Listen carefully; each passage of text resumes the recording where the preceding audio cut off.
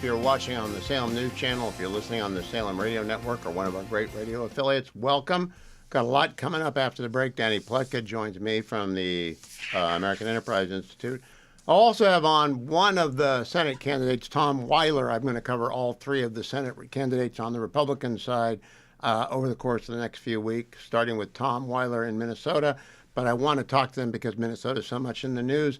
Also going to talk with Admiral Mark Montgomery later in the program about what assets are available to the president. He has made a couple of social media posts today that are pretty indicative of his intention to be very serious with the mullahs. And the Ayatollahs had better be paying attention because President Trump is not messing around. Here's what he said at a Des Moines rally yesterday, cut number 1.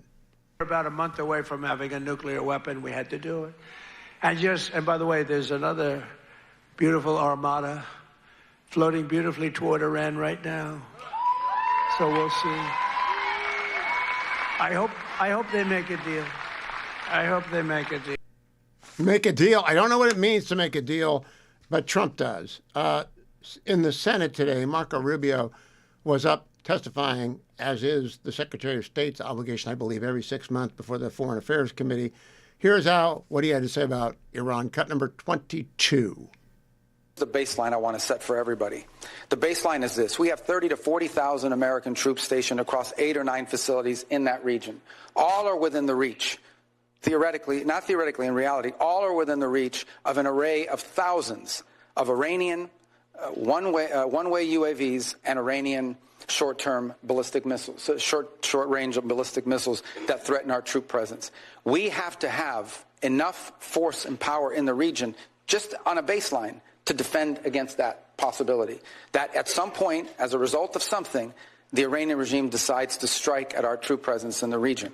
The president always reserves the preemptive defensive option. In essence, if we have indications that, in fact, they're going to attack our troops in the region, to defend our personnel in the region. We also have security agreements, the Defense of Israel Plan and others, that require us to have a force posture in the region to defend against that. And so I think it's wise and prudent to have a force posture within the region that could respond and potentially, not necessarily what's going to happen, but if necessary, preemptively prevent the attack against thousands of American servicemen and other facilities in the region and our allies. I hope it doesn't come to that. But that's, I think, what you're seeing now is the ability to posture assets in the region to defend against what could be an Iranian threat against our personnel. They certainly have the capability to do it because they've amassed thousands and thousands of ballistic missiles that they've built. Despite the fact that their economy's collapsing, they keep spending money on that. And I could add, they've killed thousands of Americans over the last 20 years as well. The Iranians have.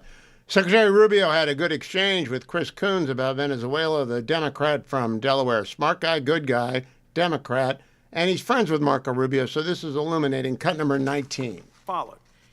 Yet it was being rehearsed. If there was time to practice, there was time to consult. And consulting with Congress is not just some high-minded principle, not some abstract thing, not a nice to have. It's a got to have. That's what we had briefed Congress upon. This specific mission that you've talked about, one of the reasons why you rehearse it is to see if it's even feasible, to basically go to the president and say, is this something that's even an option on the table? The truth of the matter is that this mission could not have been briefed to Congress because it wasn't even in the realm of possible until very late in December, when all of our efforts to negotiate with Maduro had failed and the president was finally presented these options and made these decisions. It was also a trigger-based operation. It may never have happened. It required a number of factors to all align at the right place at the right time in a very limited window, and it wasn't even clear if it was ever going to be possible. There's also the aspect which I do not control, and that is deference to the Department of War on operational security.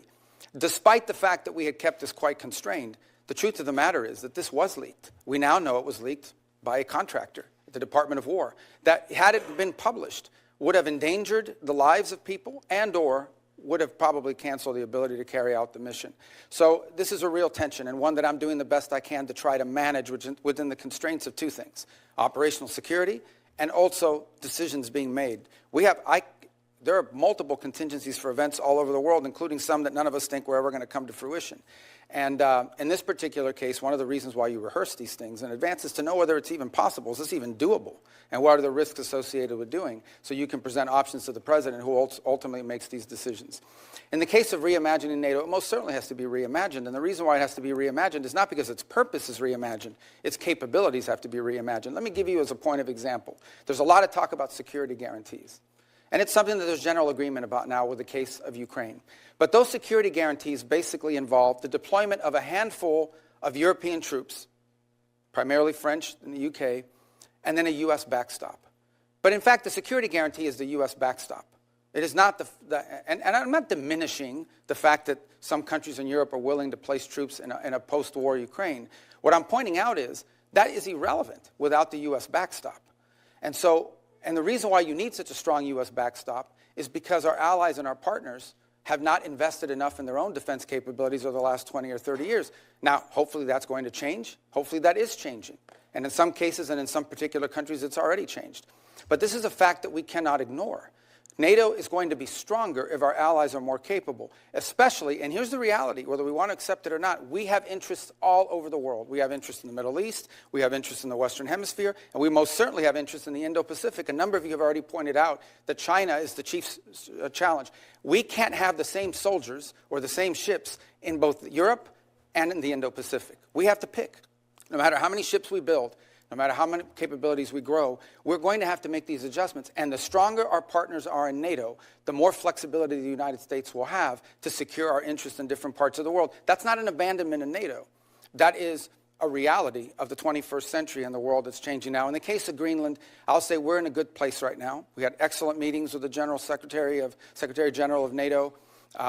In fact, even as I speak to you now, there'll be some technical level meetings between us and our partners in Greenland and Denmark on this issue. And I think we have in place a process that's going to bring us to a good outcome for everybody. The president's interest on Greenland has been clear. It's a national security interest. It's a long-standing interest that predates this administration. It's one that our allies acknowledge is real. I think we're going to get something positive done. We're going to begin that process in a very professional, straightforward way. It begins today, and it'll be a regular process. We're going to try to do it in a way that isn't like a media circus every time these conversations happen, because we think that creates more flexibility on both sides to arrive at a positive outcome. And I think we're going to get there. And I thought it was noteworthy and important that despite your concerns, the president at his speech in Davos made very clear that the United States was not going to use force or military force in Greenland. So I think we're going to wind up in a good place. We got a little bit of work to do, but I think we're going to wind up in a good place. And I think you'll hear the same from our colleagues. You know, he's remarkably good at this. Of course, he has been a senator for a long time, and he knows all of these senators. He knows how to talk to them, and all of the senators know that he's smart. Since Rex Tillerson was not so good as a Secretary of State, but Secretary Pompeo, Secretary Rubio, you could send them up there every day of the week, and they can handle any question. One more cut of Secretary Rubio before the break, cut 23. Or it gets complicated, I'll certainly let you know. But our anticipation is that we're going to be able to continue to work cooperatively with them because it's in their interest and ours. But I will point out to this. After this operation happened, look at the people who criticized it. I mean, there were others. China, Russia, Iran, Hamas. These were the people that were upset about this strike and this raid and what we did. And I can tell you that in many countries in the Western Hemisphere, there was great pleasure in the fact that Maduro was removed and that it didn't involve an all-out war and an invasion. Well said, Secretary Rubio. More of his testimony coming up after. I talked to Danny Pletka in the next segment of the Hugh Hewitt Show. Time for my relief factor, though. How many broadcast hosts do you know can go have a root canal at 7 a.m. and sit down to broadcast at 12, having done 2 hours of pre-tapes beforehand? That's because, I don't know if it's because of relief factor. It hurts a little bit, but the swelling isn't there. They gave me all sorts of ice packs and stuff like that. But there's no swelling, and that's, I think, is because of relief factor, because relief factor helps your body's anti-inflammatory system. And I mean, the good doctor was in there with a jackhammer, and so it's going to hurt probably tonight. But I got my relief factor to help along. I take it on the air. If you're watching on the Salem News Channel, I always tell you this. If you're watching on the Salem News Channel, you see me take it. If you're listening in the car, you don't know for sure. That could just be making a a water bottle noise like that. But if you're watching on the Salem News Channel, there's no disguising it. I do, and it works, friends. Icarian, curcumin, resveratrol, and omega. And the starter pack is $19.95. That's less than $1 a day. You take 3 packets a day for the first week, 2 packets a day for the second week, and then you're on the 1 packet a day program, as I have been on for, I think, a dozen years. Just short of the number of years I've been doing the Hillsdale Dialogue for.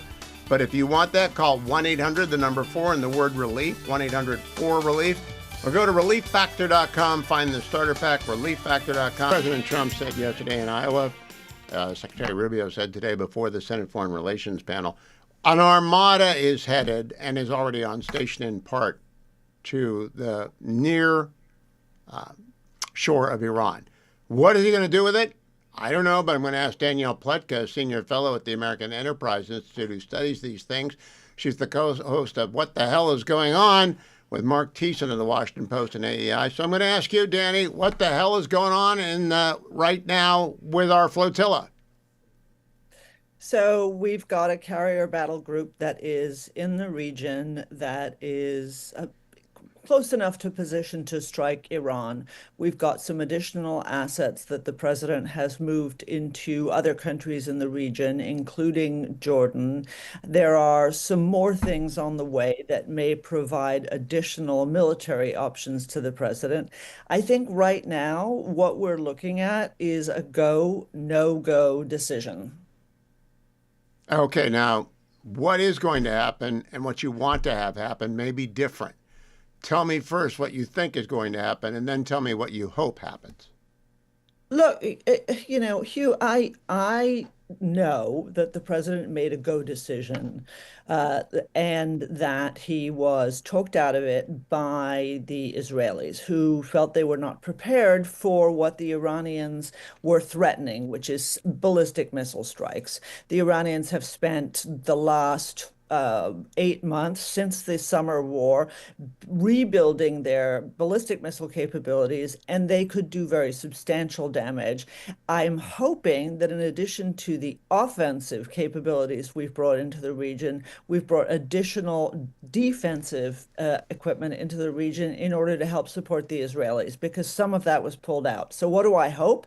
What I hope is that the president goes with his original decision and that he strikes Iran, that the people of Iran finally throw off this yoke of tyranny, Islamist tyranny that has been strangling them for almost 47 years, and that we're done with. What do I think will happen? I think it's touch and go. I think the president is profoundly tempted by Iranian blandishments, but he's probably making the kinds of demands that they don't want to agree to. Danny Pletka, we've watched him now for 5 years, including the most recent year.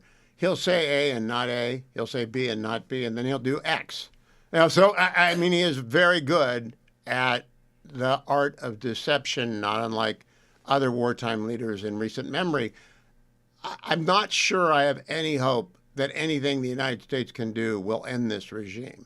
It's got 47 years of tentacles deep into the ground, and they have proven with the execution of 30,000 plus people that they will do whatever they have to do to stay in power. Do you really think that anything we do can change that? I still want to hit them for punitive purposes to hopefully deter such future action, but I'm not an optimist about digging them out. So, Hugh, this is an unknowable, right? We are notoriously bad at predicting revolutions.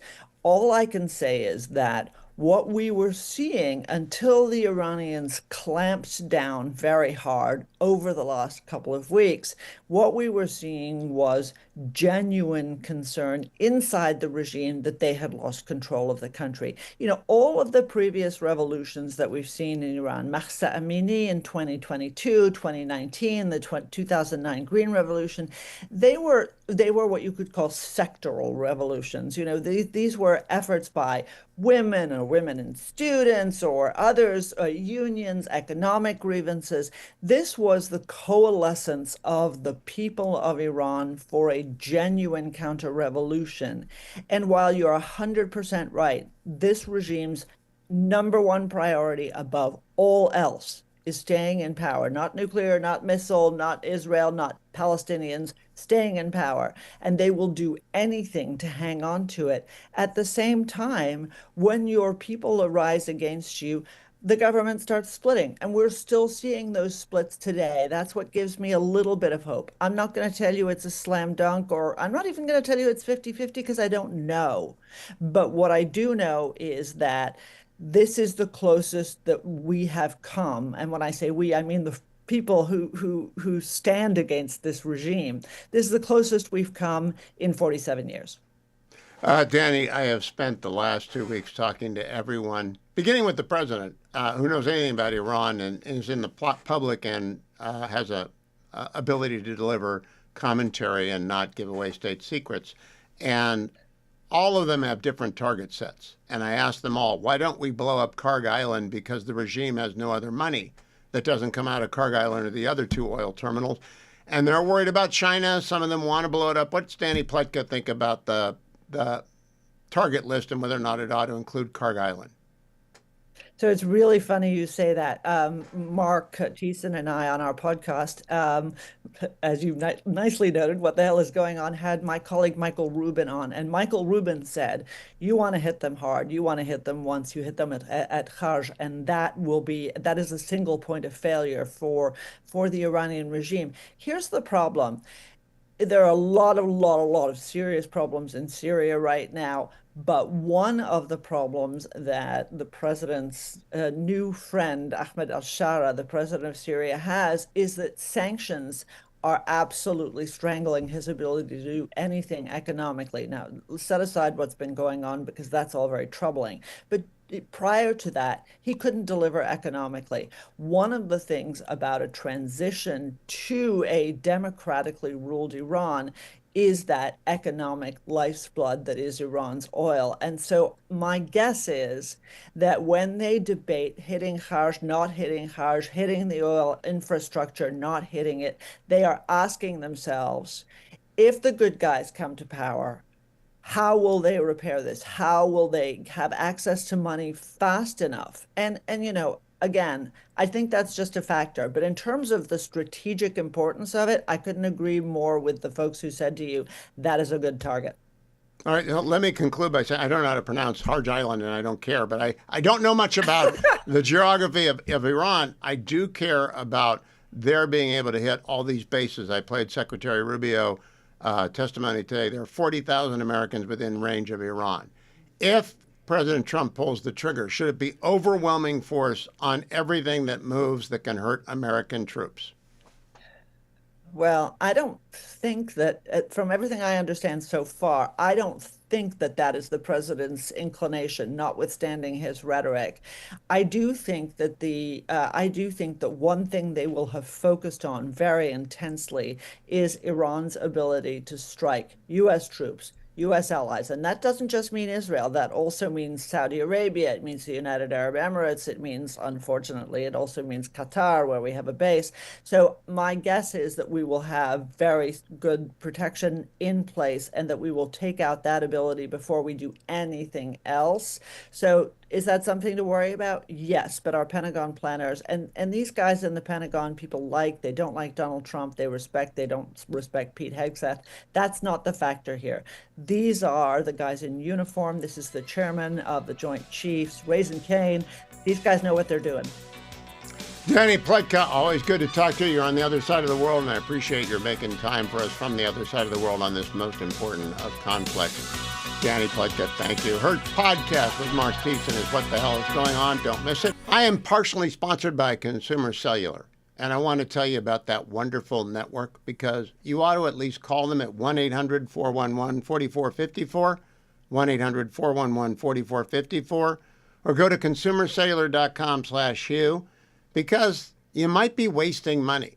They have great cell service. They use the same towers as Big Cellular, but they save a lot of money because they do not upsell you on plans. They work with you to find out how much data do you actually need, and they're not trying to sell you a phone. They're not trying to put you into an endless contract that automatically renews forever. They're not trying to scare you. They're trying to get you to switch, which takes about 20 minutes, and they do so on the basis of price point. So here's all you have to do. Call 1-800-411-4454 and have your phone bill with you, 1-800-411-4454, or you can do it at consumercellular.com/you, and be prepared to talk to the honest-to-goodness, living, breathing representative. You have to push one button, and then you're talking. If you make the switch, it takes 20 minutes. You keep your number, you keep your data, and you do what you want to do, which is save money immediately. And when you use my name, Hugh, H-U-G-H, you will save yourself the second month of service you get for free. And one final reminder, if you're 50 years and older, you definitely want to call because they have a special deal for people who are 50 years and older. Out of self-interest, they know that we use less data than the kids, so they make you a plan. Unlimited data, $60 a month for 2 lines, not one, $60 a month for 2 lines of unlimited data. Keep your number, keep your contacts, 1-800-411-4454. Don't forget my name, Hugh. That's the code to get your second month free. Now I want to go back to an exchange between Marco Rubio and Rand Paul, who doesn't like anything that the United States ever does. Cut number 18. What it is, and let's vote on these things. But I think we're in violation of both the spirit and the law of the Constitution by bombing a capital, blockading a country, and removing elected officials. And we certainly wouldn't tolerate it, nor would I if someone did it to us. Well, we didn't remove an elected official. We removed someone who was not elected, and it was actually an indicted drug trafficker in the United States. And Thank you, Marco Rubio. Facts matter. Here's an exchange with Brian Schatz, likely to be the new number 2 for the Democrats come the retirement of Dick Durbin, on Cuba. Cut number 17. You're just going to move on to a couple of other issues. Your comments that Havana should be concerned about the Maduro operation is fueling speculation that this administration will turn its sights to Cuba next.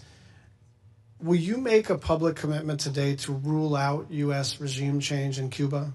regime change? Yes. Oh, no, I think we would love to see the regime there change. We would like to, that doesn't mean that we're going to make a change, but we would love to see it change. There's no doubt about the fact that it would be of great benefit to the United States if Cuba was no longer governed by an autocratic regime. But you know what we mean by regime change. We don't mean, I wish someone else were in charge. When we talk about regime change, we're talking about using the power of the United States, usually kinetic power, but often other kinds of coercion.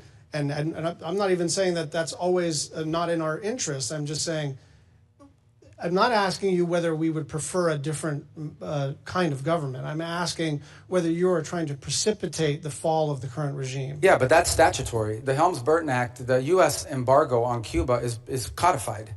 It was codified in law, and it requires regime change in order for us to lift the embargo. Okay. Okay, maybe I won't talk to you anymore, Marco Rubio, because you just made me look stupid twice, said Brian Schatz to himself. Here's Marco Rubio with Democratic Senator Jackie Rosen of Nevada, cut number 16. Have been described as managing the president's Gaza plan. Meanwhile, Ambassador Barrack is leading on Syria policy, while Special Envoy Boulos is appearing to lead on our Africa policy. So I have to ask you, I know the answer to this, but I'm going to ask you, are you the lead for U.S. government on foreign policy? No. The lead on U.S. foreign policy is named Donald J. Trump, the President of the United States. On the individuals you've described, these are very valuable teams. We have an excellent, if I can answer, because I think it's important. It's a legitimate question. I have the distinction, but I think both the benefit of being the National Security Advisor and the Secretary of State. As National Security Advisor, my job is to coordinate the interagency function of national security, and that involves foreign policy. So I speak to Steve Witkoff and Jared Kushner in the case of Gaza and now Russia, probably 10 times a day. We have multiple meetings and coordination. All of it is we build a team, we gather facts, we present options, and then we take them to the president. And the president decides. You know, all these senators know they're not going to win this round with Marco Rubio. Just like Mike Pompeo. They were never going to win a round with Mike Pompeo. You can bring up some members of the cabinet, or you can pretend as a punching bag, but everybody knows Rubio was chairman of Senate Intel for a reason. He's very smart, he's very experienced, he's very articulate, and you just saw 3 Democrats get punched out. Bing, bang, bang. Actually, Rand Paul and 2 Democrats get punched out. Bingo, bango, jingo. And the Django's coming up after the break. Tom Weiler one of three Republicans running for Senate, Minnesota, next on the Hugh Hewitt Show. Tom Weiler joins me from Minnesota. Tom is one of three Republicans seeking the Senate nomination. I will talk to each of them in turn about what's going on in their state. I'm starting with Tom because I had his number. Tom Weiler, welcome. What do you think is going on in the Twin Cities? Unfortunately, it's bad policy met with just horrible leadership. And I'm really reaching out, to have a joint process moving forward where federal, local, and state officials and law enforcement work together for the improvement of Minnesotans and Minneapolis residents. And really on the big flick, I'm sort of pushing a theme of Minnesotans between the tents. And really, that's where I think the vast majority of Minnesotans lie. Most Minnesotans were not protesting against ICE officials doing their job. Most Minnesotans were not out rioting or protesting at all over the last couple of weeks. Most Minnesotans just want safe and secure communities. They want criminals in jail. They want accountability. They want the fraud stopped. And they want a thriving economy so that they can live the American dream and their kids have a chance for a better future than their own. Tom Weiler, you just mentioned fraud. That story has been wiped off of the front pages by the two tragic shootings that resulted in the death of protesters. Do you think that the Somali American fraud story is over, or will it return in time for the election? Oh, unfortunately, it's not over at all. This story is going to continue to grow. And more important than the story, the amount of money that's been stolen from Minnesota taxpayers and really every American taxpayer, because a lot of this is federal funding that comes through the state of Minnesota. So the theft is going to continue to be uncovered. And we really need to, one, stop the theft of taxpayer dollars, track down where that money went. And Minnesotans need a fraud rebate at this point. There is billions and billions of dollars that have been stolen from our taxpayers, and a mere millions have been so far returned back to the state government. So this story is not going anywhere, and unfortunately, it's going to be a big issue moving forward for all Minnesotans to both tackle with and hopefully, like I said, recoup some of those stolen funds. Tom Weiler, you were a submariner before you retired from the Navy. Do you see accountability? And Navy is a very accountable organization. If a mistake is made, the captain is not the captain very long. Is there any accountability in the Minnesota state government for what has happened, or the Minneapolis state government, city government for what has happened? Unfortunately, no. And there's, both on the fraud aspect and on the tragic events that have happened over the last couple of weeks with ICE agents. To me, Mayor Fry, Governor Walz, Angie Craig, Peggy Flanagan, and others have been basically setting these initial conditions where they put in innocent Minnesotans and ICE officials trying to do their work. They sort of pour gasoline on it, and then they sit back behind their podium and watch things occur. And it's just setting up these ICE officials and officers for failure and putting Minnesotans in harm's way. And then when it comes to accountability for the fraud, like you said, in the military, specifically in the Navy, it's pretty clear. If your ship runs aground, the captain gets relieved, whether the captain was on watch when it occurred, eating in the wardroom, or asleep in his rack. The captain's overall in charge, and accountability stops and starts with the captain. So if something goes wrong, he or she gets relieved. Like I've said for months now, Minnesota, unfortunately, has run aground with one-party Democratic rule, and it's time to chart a new course for Minnesotans, and it's time to get common sense leadership in the United States Senate, and that's why I'm running to represent the great folks of Minnesota in the Senate. So, two quick questions, Tom Weiler. What is your website, and when is the primary? The primary is not till August 11th. The big day coming up for all Minnesotans is February 3rd. So that's next Tuesday, February 3rd. All Minnesotans are welcome to join us at a caucus. That's really meeting with your neighbors and the first step towards choosing, helping define party platforms, and also choosing who's going to end up representing all Minnesotans in the United States Senate. So this Tuesday, get out there to your local caucuses, look it up online where you're heading, and support Weiler for Senate. The primary is August 11th, and then obviously I'm looking for a big win on November 3rd. So what's the website to get more information about Tom Weiler? Thanks for backing me up there, Hugh. Website is TomWeiler2026.com. please log on. I got a lot of data there, a lot of information, and a lot of what I'm focused on in my campaign is solving problems. So I have a lot of my ideas on why I want to go to Washington, D.C. to fix problems in D.C., not create them. So that's TomWeiler2026.com. Any and all support, financial support is very much needed and welcome. Are you and the other two Republicans going to debate each other? If so, I'm available to do it. I know how to do it, and I'm fair. Are you going to debate the other two? We are. We've had a series of forums already. I have debated the majority of the other candidates, or I guess forums. They're for some reason, Minnesota Nice, we don't like to call them debates. But yeah, we've got together and debated a couple times. I have not had the opportunity to discuss with Michelle Tafoya. Obviously, she just recently entered the race. Well, she'll be here. And again, if you need a moderator, give out a shout to WNTP AM 1280 The Patriot, and we'll try and put something together. What's the money situation looking like in the various campaigns, Tom Weiler? Well, I definitely need more money, as do all Republicans in Minnesota. Unfortunately, both Angie Craig and Peggy Flanagan have the Democratic coffers getting filled up to the tune of between $2 to $4 million apiece. So right now, I've been bottom line, fundraising has been an uphill battle. But now that we're in the year of the election, a lot more donors are sort of waking up to the call. And sadly, because of Minnesota being in the national media and really the lack and horrible leadership of Minnesota is being on full display for the entire country and the entire world, that is piquing a lot of interest, and it is turning into some actionable dollars that we can put forward to helping chart a new course for Minnesota. Is the submarine community at least showing up early with early money? A few of my good shipmates have, but still there's a lot more good submariners out there, and I'm knocking on doors and making a lot of calls to help get my name ID out there. As submariners, we like to stay under the water and stay a little stealthy, but as a politician, that goes out the window, and I need to be knocking on more doors and making more phone calls to get the coffers filled up for a big sprint to the finish here to November 3rd. Tom Weiler 2026, and the caucus is February 3rd.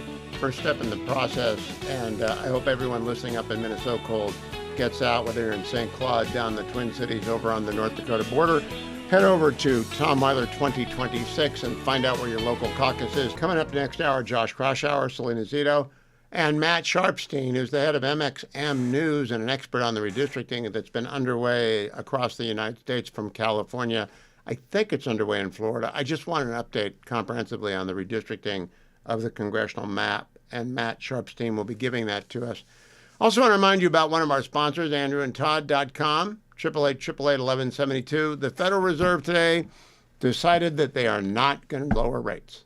And President Trump calls the head of the Fed too late. That's his nickname for too late. And I do get part of his frustration. I don't think inflation is a problem right now. I think the housing shortage is part of the reason that prices went up. And the only way for average Americans to get relief from that is to lower the interest rates that the Fed is charging on the prime rate. And they did not do that today. So it has remained as expensive today as it was yesterday to go and buy a home, which is another reason why if you're buying a home, you want to call andrewandtodd.com, because Jerome Powell is not going to help you. And he's not going to help you now. I don't know why. I don't think inflation is the problem he thinks it is. And the majority, two of the Fed members wanted to lower rates. They did not lower rates. I haven't looked to see what the market reaction is to that yet. Can't be good. People kind of assume that we were on a quarter point march down for the last many months. But in fact, the Dow is up a little bit. The S&P is up a little bit, and the NASDAQ is up 0.25% as we go into the close, and the 10-year Treasury dropped a little tiny bit. So maybe it's slightly better to buy a house today than it was yesterday. The way to find out is to call andrewandtodd.com at 888-888-1172. They are the bank. They're with Union Home Mortgage. Union Home Mortgage is the one that actually delivers the loan. They underwrite the loan. Whether you're buying a house for the first time or you're refinancing your house in order to put away debt that costs more than the mortgage that you presently have. Let me remind you, you might be sitting on a 3% mortgage. You might think it's the greatest mortgage in the world. It doesn't matter. if you're paying 18% on credit cards, if you're paying 15% on your car. I don't know what student loans cost, but no matter what it is, you need an overarching look at your debt load before you decide whether or not to refinance. And you'll get that from andrewandtodd.com.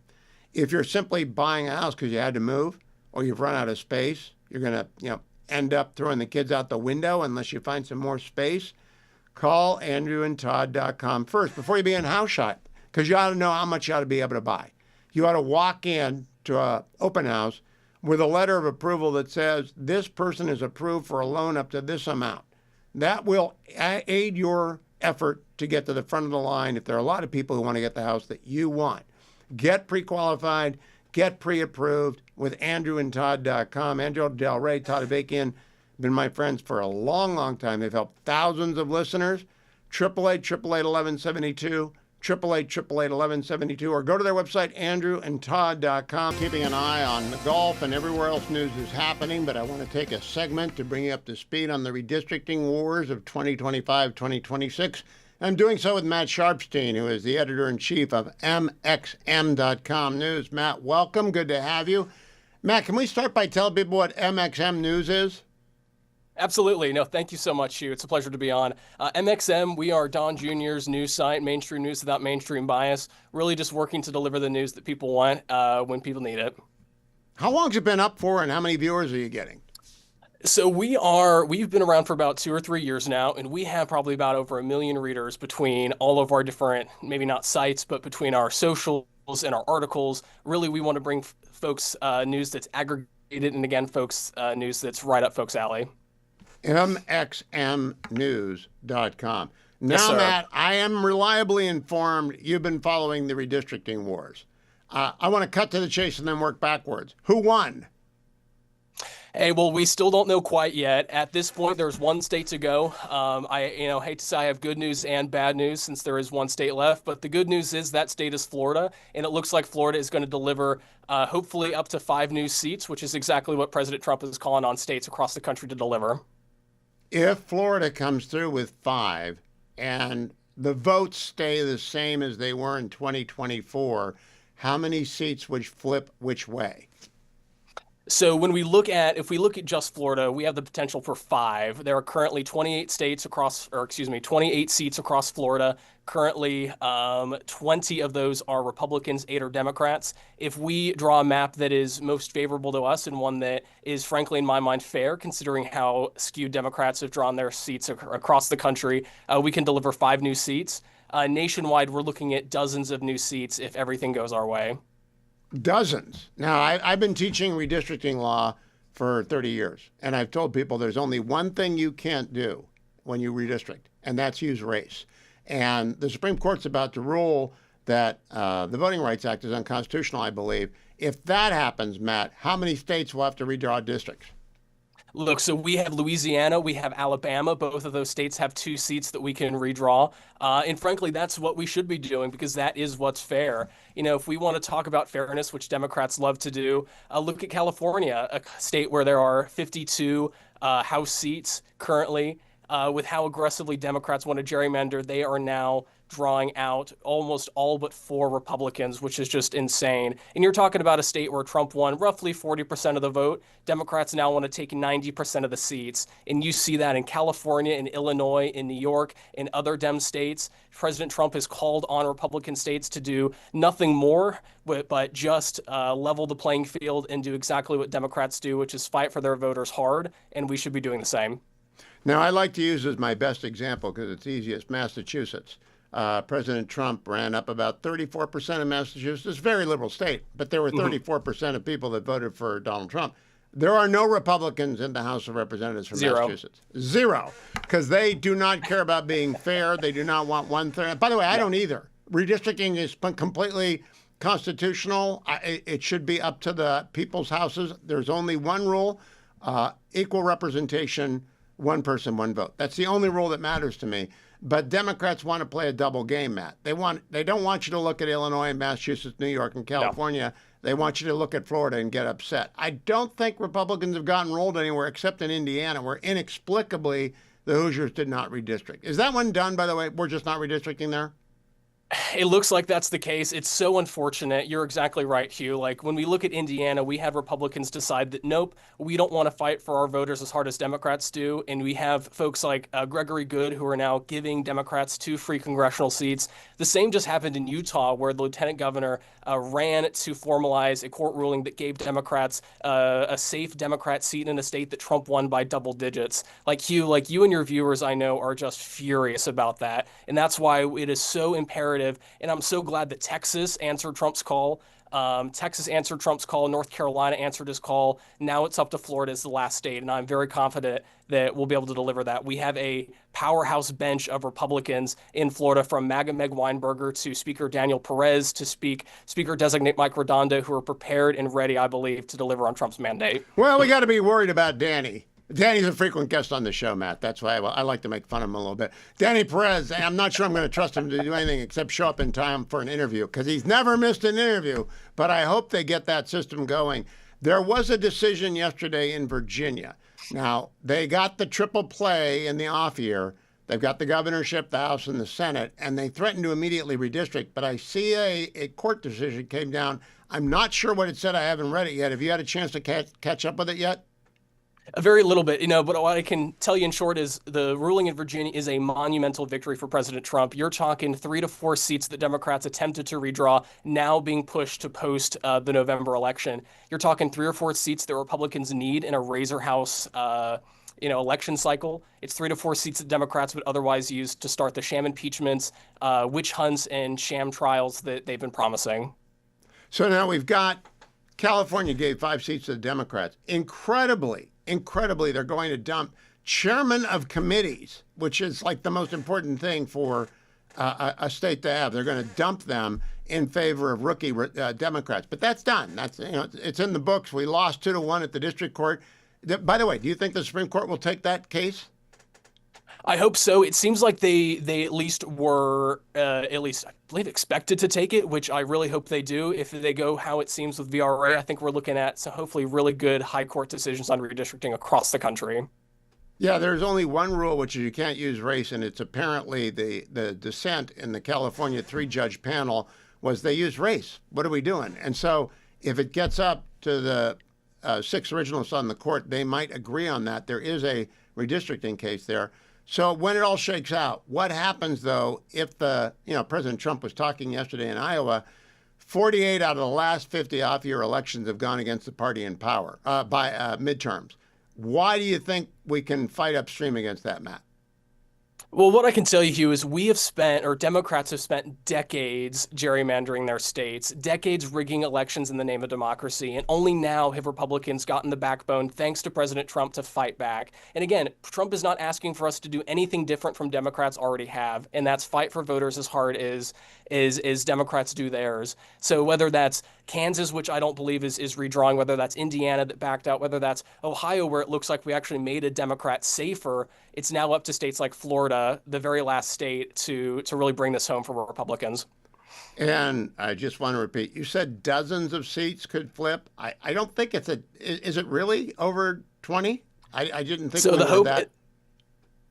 The hope right now is if the Supreme Court rules on VRA, we're looking at 2 seats in Louisiana, 2 seats in Alabama, 1 seat in South Carolina, 1 in Florida, on top of the other seats that we can go for. We're looking at over a dozen seats if VRA goes our way. And it would have been up to 20 had Republicans, rhinos in Indiana, Kansas, and Ohio would have given us the maps that we actually need to deliver for Republican voters. It really is such a shame. I am so glad that President Trump is fighting against some of these Republicans, again, in Indiana and Kansas and elsewhere, who've gone against both Trump and voters. Now, those doors are closed, though, right? Any way to make them appeal to sweet reason in any of those states? I think Ohio is run by the state constitution. I'm not sure what happened there, but Indiana was a political choice. Indiana was unfortunately, political. Indiana could have done it. They should have done it. Kansas obviously has a Democrat governor. I think there was a numbers race in the Senate that they couldn't hurdle in Kansas as well. And Ohio, obviously, to your point, was the same. But, you look at California where it had a supposed independent redistricting commission, that was never independent. You look at them getting rid of it in favor of Prop 50 and making the seats, even more lopsided. I just cannot get past the fact that we have Republicans that are fighting to give Democrats seats. I just think that is political sedition, political treason. And again, President Trump is right to be primarying all of these. Oh, it's completely quote-unquote oblivious to the realities of redistricting. And I try to make the argument because I'm on in Indiana, but for some reason they didn't do it. But I hope Danny Perez and the gang down in Florida put their shoulder to it and get those redistricts drawn, because we got to play as hard as the Democrats. Matt Sharpstein, thank you for joining me. MXMnews.com. Thank you, Hugh. He knows his redistricting, and they cover it. I want to remind you I'm in the Relief Factor Studio West. I have a Relief Factor studio in the Beltway, which I am very glad not to have to be using right now because people cannot move. If you saw last night online, the 395, the 95, it just was absolutely solid. And lots of people are falling down, including my daughter-in-law. She's fine. Mary Catherine Ham, I'll talk to her later and see if she's fallen down. But if you have taken a spill or you had to shovel the snow and you don't feel so good, now is the time to get the starter pack for Relief Factor. Call 1-800, the number 4, and the word relief, 1-800-4-RELIEF.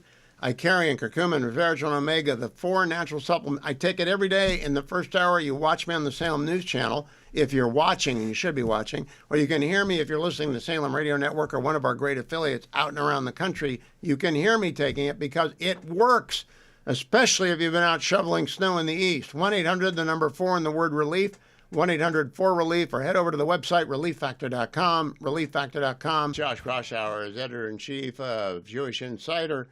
Josh, how do you read what President Trump has said about the Abraham Lincoln Carrier Group today on Truth Social and in Iowa yesterday? What do you think is going to happen?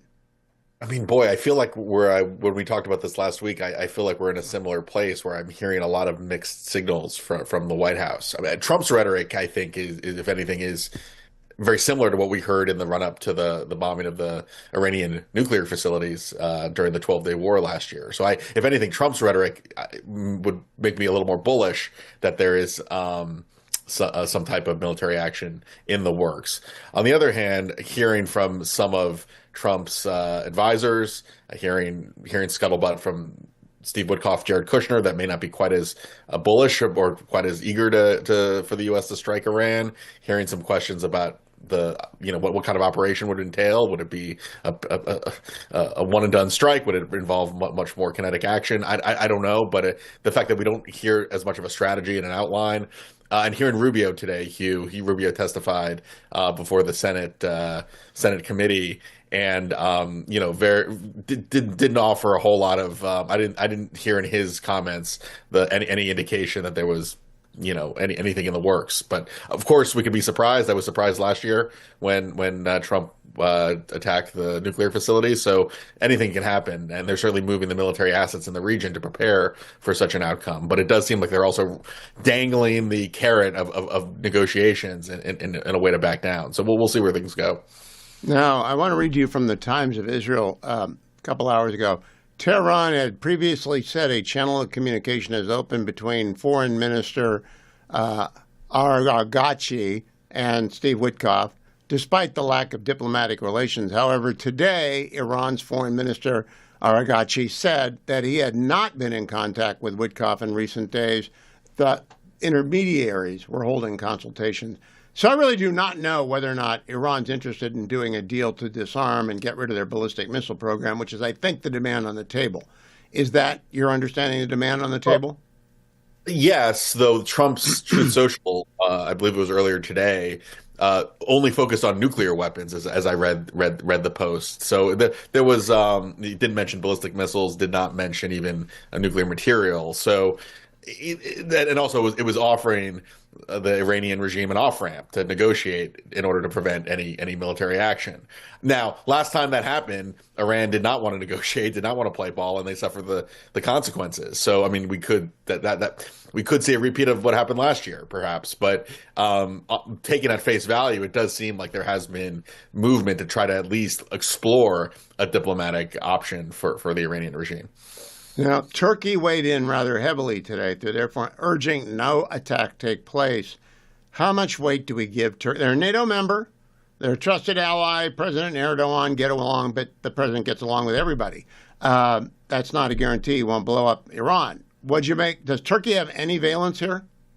Well, yes, I think they do. I think Trump, I mean, they're also part of the whole Gaza reconstruction project, which the Israelis do not particularly care for. So Trump does have that relationship with Erdogan. He also has a relationship with some of these Gulf state allies in the region, Saudi Arabia, Qatar, another frenemy, if you will, that certainly does not want any military action in the region. So some of the Gulf state allies are also cautioning against any activity. And there's also a lot of economic. I mean, there are definitely folks in the Trump orbit that have economic interests that would be disrupted if there's a real long-standing war or military fight military engagement between the U.S. and Iran and the U.S. allies. And Israel certainly would be at risk as well. So again, I think Trump has liked to do the one and done engagements that have been quite effective. Venezuela most recently, but certainly the taking out of the nuclear facilities during the 12-day war.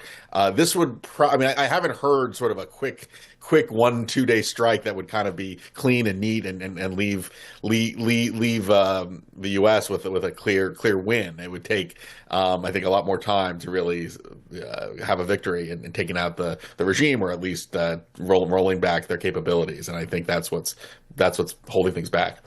Now, earlier in the program, Daniel Pletka was my guest from AEI, and Danny said that she knew that Benjamin Netanyahu had asked President Trump not to hit Iran 10 days ago when he wanted to. She knew that. Do you have an opinion on what Netanyahu thinks now? Everything I've heard is that the primary concern from the Israelis a week ago is that they were unprepared if Iran chose to take out, as a response to any U.S. attack, if they went after Israel like they did during the 12-day war, that Israel was not quite prepared. And Israel used a lot of its stockpile of both defensive, especially defensive military equipment. So that may still be the case. In fact, I think that is a worry about Israel not having all the hardware they would need in preparation for retaliation from Iran. So I do think that's very good intel, and that's what we've heard as well, that there are a lot of concerns in Israel. As much as they'd like to take out the Ayatollah and the horrible regime there's a worry that if it really expanded to a big military fight, that Israel would like it to take place on a different timetable. Did you hear anything? I've got a lot of Secretary Rubio's testimony on the impact of President Trump doing nothing in the aftermath of his many, many threats to do something on behalf of the Iranian people. It would be an Obama red line erasure, wouldn't it? Yeah, I think that's dead on, Hugh. That you don't use the power of the bully pulpit without having a backup, without having that power of force. And I hear a lot of words being exchanged. I don't see a whole lot of movement aside from the military assets moving into the region. The fact that the U.S. wasn't prepared to conduct a strike a week or two ago against Iran, even as Trump was making those boasts on social media, that is that's a challenge. You got to have everyone pulling on the same string. And look, I think we're in better military posture, is in a much better place right now. But there is a lot of, I think, disagreement within this administration on what to do, and there's a lot of worry that this is not going to be a 1 or 2 day operation. This is going to take a lot of effort and time, and that's not something that Trump has generally leaned towards throughout his time in office. Josh Kraushaar, I've asked everyone about Karg Island, which Danny pronounces Harj Island. I don't know how to pronounce it, but it's the only way that they can make money in Iran is through Harj Island and 2 other oil terminals on the coast. Have you heard people talk about why have we not blown them up? I mean, it's a good question. I've heard, sort of the same things as you have, Hugh. But so I don't know what kind of operation would be necessary and how to respond. But we do know that the sanctions and the pressure that we've placed on Iran has really done a number on the regime. They're feeling the pressure, and even if nothing happens right away, it does seem like Iran is at its weakest point since the revolution of 1979, and hopefully the U.S. can use all kinds of means to kind of continue to put that pressure on, and economically is a big factor. Josh Kraushaar, always good to see you. Thank you for joining me. Follow Josh on X at Josh Kraushaar. Wall Street Journal reporting at this hour, Iran has rejected some of Washington's terms. A senior Iranian official said Tehran won't compromise on its right to continue enrichment for civilian purposes or to maintain its missile arsenal. which it considers necessary for its defense. The journal continues, even a U.S. offer to ease sanctions that have crushed the Iranian economy in return for accepting limits on the nuclear program would be hard for the regime to accept, since Khamenei has elevated the nuclear program into a symbol of Iran's defiance with the West, analysts said. Meanwhile, the New York Times is reporting that backdoor negotiations with Iran have completely failed. Iran has refused to accept any American proposals. The Wall Street Journal reports that Iran has rejected the Trump administration's term. A senior U.S. official says Tehran will not compromise on its right to continue enriching uranium for civilian purposes and to maintain its missile arsenal, which is essential for its defense. So I know there are a lot of stories in the world. I've been spending this much time on Iran because there is one story that could get Americans killed in large numbers. There are 40,000. I'm going to replay that clip from Marco Rubio about why we are taking our time and what we are doing with Iran. Cut number 22, please. The baseline I want to set for everybody. The baseline is this. We have 30 to 40,000 American troops stationed across 8 or 9 facilities in that region. All are within the reach. Theoretically, not theoretically, in reality, all are within the reach of an array of thousands of Iranian one-way UAVs and Iranian short-term ballistic missiles, short-range ballistic missiles that threaten our troop presence. We have to have enough force and power in the region, just on a baseline, to defend against that possibility. That at some point, as a result of something, the Iranian regime decides to strike at our troop presence in the region. The president always reserves the preemptive defensive option. In essence, if we have indications that, in fact, they're going to attack our troops in the region, to defend our personnel in the region.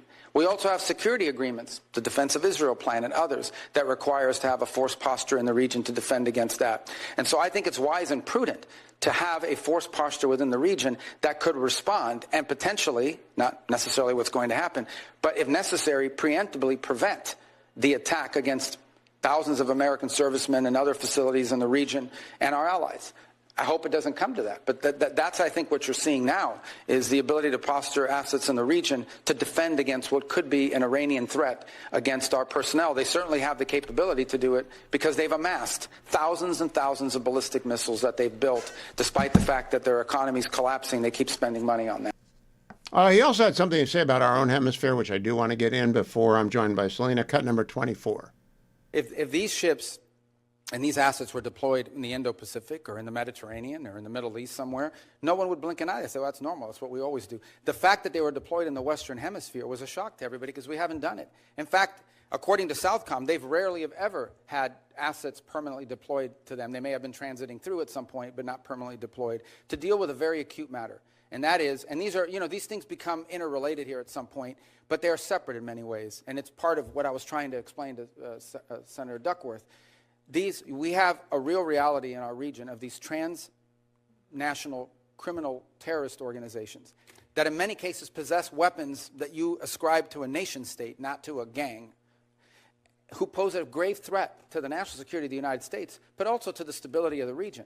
If you walk through the region, what is the primary threat in Colombia? Transnational criminal organizations. What is the threat to Mexico? What is the threat to the Caribbean basin? These groups have to be confronted. They have to be confronted forcefully.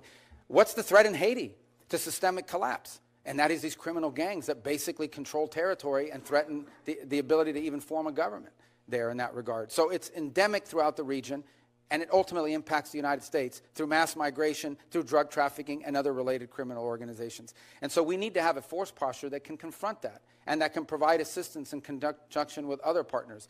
We also need more countries that are willing to cooperate with us and collaboratively work on these things, the way Ecuador is now doing, the way El Salvador has done, the way Trinidad and Jamaica and other countries, the way we historically have done with Colombia, by the way, and continue to do in many respects. So we hope Venezuela will be one of those. Imagine if a future, or even the current interim authorities, or a future. He went on to say, imagine a future in which we actually had stability in the Western Hemisphere, how much more powerful the United States would be in deploying our assets worldwide. I got a lot more Marco Rubio to play for you, but I also have Selena Zito coming up. I have Admiral Mark Montgomery, who is in command of a carrier strike force. So I'm going to find out exactly how much power can be brought to bear if Israel stays on the sidelines. I would guess, given what Danny Pleitgett told me, that was confirmed by Josh Kraushaar, that Israel does not want this fight right now. that the United States is not going to ask Israel to be involved in it. But I've guessed wrong pretty much on everything having to do with Donald Trump's foreign policy. So actually, I'm not going to guess anything. Selena Zito is President Trump's favorite columnist to America. She writes for the Pittsburgh Gazette. She writes for the Washington Examiner. She writes for pretty much every publication in the world and the Washington Post. And she's the author of the best-selling book, Butler. Selena, welcome. I want to talk to you about John Fetterman because of something I heard, and I'll ask Mary Catherine Ham about next hour. I was in the dentist chair this morning listening to Mary Catherine's podcast, and she referred to herself as a John Fetterman Republican. What do you think that means? It means that you are being reasonable and being able to unpack what you see happening on both sides. That's what I think. I mean, I interviewed him yesterday, and he has an ability to step back and say, okay, this is why this is happening. This is why this is happening. And I agree with this, and I agree with part of that.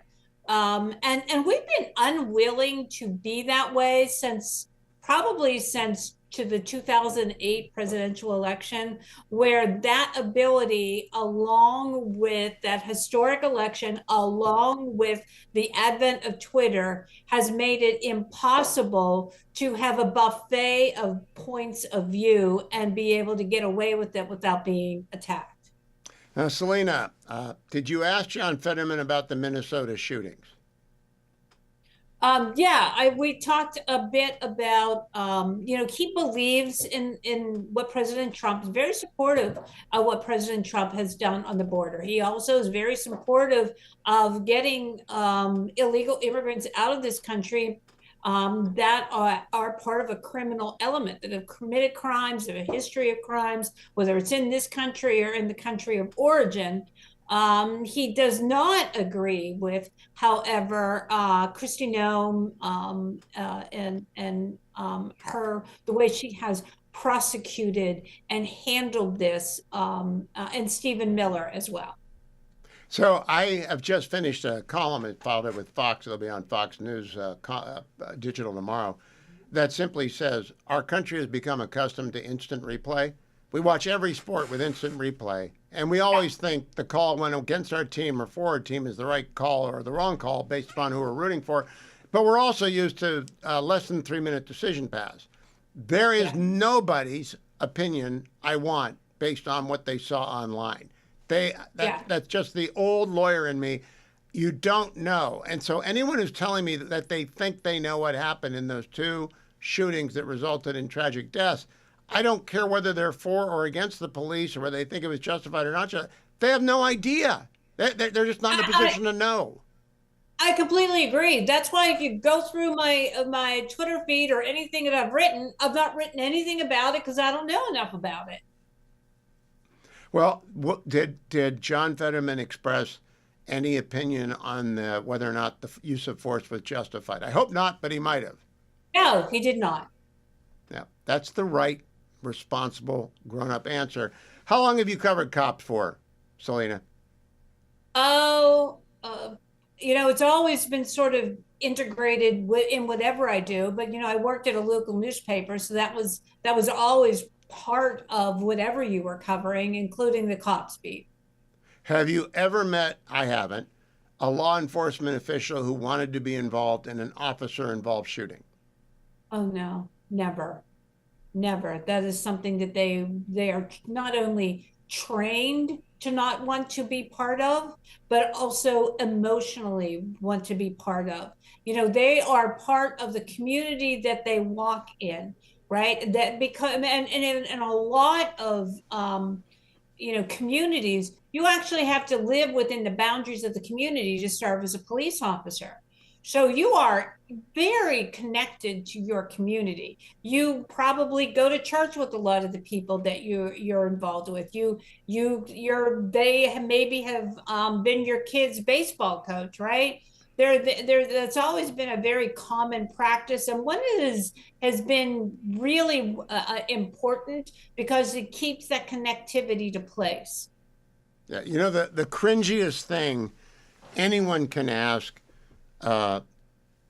active duty military person is, have you killed anyone?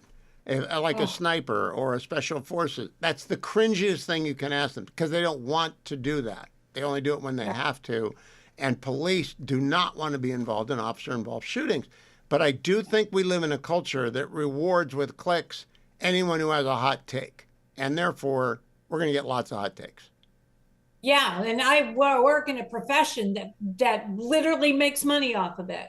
And you know, not everybody, but you know, you need to be thoughtful. You need to be first. I had an editor, Jim Cuddy, who told me when I first started, Selena, it doesn't matter if it's not important if you're first. You just need to be right. All right, now, I got to ask you a completely unrelated question before we run out of time. The Steelers head coach quit. Were you shocked? That doesn't happen but once in a lifetime in Pittsburgh. Yeah, there's only been 3 coaches since 1969. Chuck Noll from Cleveland, by the way. Of course. Bill Cowher, and Mike Tomlin. And they brought a Pittsburgh kid home. His family lives right down the street from my brother. Kid went to St. Rosalia's. I mean, this is like they brought the most yinzer ever to be the coach of the Steelers. The most yinzer ever? Is he going to rent up the house before anyone comes over? Yeah. I bet he had a cookie table at his wedding. Yeah, you know, I talked to the fetching Mrs. Hewitt, and we're going to rent up the house, and she had no idea. She had never heard of it before. You got to start coming in here with a yinzerism once a week because she didn't really believe that you folks have your own dialect. Because Pittsburgh's such a high-tech place, right? With Carnegie Mellon and Pitt and everything. It's a high-tech place. It should not have its own dialect. You know, David McCullough, I mean, and everyone can agree that David McCullough had the most beautiful voice, right? Yeah. And he pronounced things so perfectly. He's from Pittsburgh. And he said the one word, in an interview with me, he said, you know, the one word I could never get rid of is red. I read up everything. Oh, I thought he was going to say crick. He read up everything. Okay. Selena Zito, thank you for joining me. Follow her on X at Zito Selena. You can read everything that she writes if you will simply go to her website, selenazito.com. Follow me always to my website as well, HughHewitt.com. Well, the Iranians sure do not know how to deal with Donald Trump. The Times of Israel is reporting that Iranian officials issued a stark warning hours ago against any U.S. strike in the country, with a top advisor to Iran's supreme leader threatening that Tehran would attack Israel in any such event with an unprecedented retaliation, that's in quotes, quote, unprecedented, close quote, at, quote, the heart of Tel Aviv. In post to X, both in Persian and in Hebrew, the Secretary of Iran's National Security Council said a limited U.S. strike is an illusion.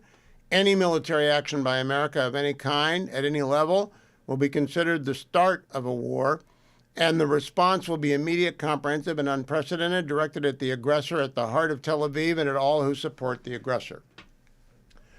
I'll talk to Mark Montgomery about that after the break. Here's Marco Rubio today with Tammy Duckworth on cut number 13. You're talking about the state of Venezuela or are describing the regime. And we're talking about, what the president designated. Invoked the Alien Enemies I know, Act. Senator, but let me be clear with you. No, but what the president was talking about are these gangs and these narco-trafficking groups that are waging war on the United States. There's no doubt. These groups have waged war on the United States. They have waged, for example, Train to Dog was not just a criminal gang presence in our street. It is a criminal gang directly responsible for narco-trafficking. The Trump administration has acknowledged that the vast majority of the men it rounded up and deported to torture under this law had no criminal records whatsoever. We didn't torture anybody. Over 75%. Who did we torture? We haven't tortured anybody. We've arrested people that are members of gangs and we've deported them. We don't want gang members in our country. Investigations have found that many of the men were here legally. If the administration is willing to lie about who it's targeting under this law, what protections do totally innocent people have against abuse? Again, I want to ask you, will you advise the president to rescind his invocation of the wartime Alien Enemies Act? No, of course not. I mean, these are people that are threats to the national security of the United States. But I've described this in hearings in the past, including So you're saying that we're at war? We are absolutely. When it comes to narco-trafficking groups and criminal gangs that are targeting the United States for criminal activity. We're in a state of war.